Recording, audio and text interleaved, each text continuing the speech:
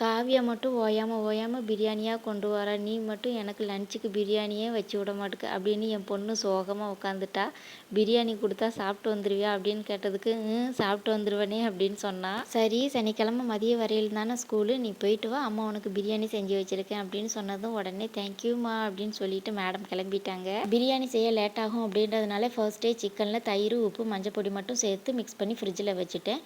பிரியாணி தாளித்து விடுறதுக்கு எண்ணெயில் ஹோல் ஸ்பைசஸ், 2 பெரிய வெங்காயம், இஞ்சி பூண்டு பேஸ்ட்டு, புதினா, மல்லி இலை, 4 பச்சை மிளகாய், 2 தக்காளி, உப்பு சேர்த்து நல்லா வதக்கிட்டு காரத்துக்கு தக்கன மிளகாய்த்தூள், மஞ்சள் தூள், பிரியாணி மசாலா, மேரினேட் பண்ணி வச்சுருக்கிற சிக்கனை சேர்த்து நல்லா கலந்து பாதியெல்லாம் வெந்ததுக்கு அப்புறமா ஊற வச்சு வச்சுருக்கிற பாஸ்மதி ரைஸ் 1க்கு 2 ரேஷியோவில் தண்ணி, லெமன் ஜூஸ் சேர்த்து அரிசியும் தண்ணியும் சம அளவு வந்ததுக்கு அப்புறமா அடுப்பில் ஒரு தோசைக்கல் வச்சு பிரியாணி பாத்திரத்தை வச்சு 20 நிமிஷம் அடுப்பை சிம்மில் வச்சு ஆஃப் பண்ணிட்டோம் அப்படின்னா சூப்பராக உதிரியாக பிரியாணி ரெடி ஆகிடும். கூடவே சால்னா, பருப்பு, பீட்ரூட் பொரியலும் செஞ்சாச்சு.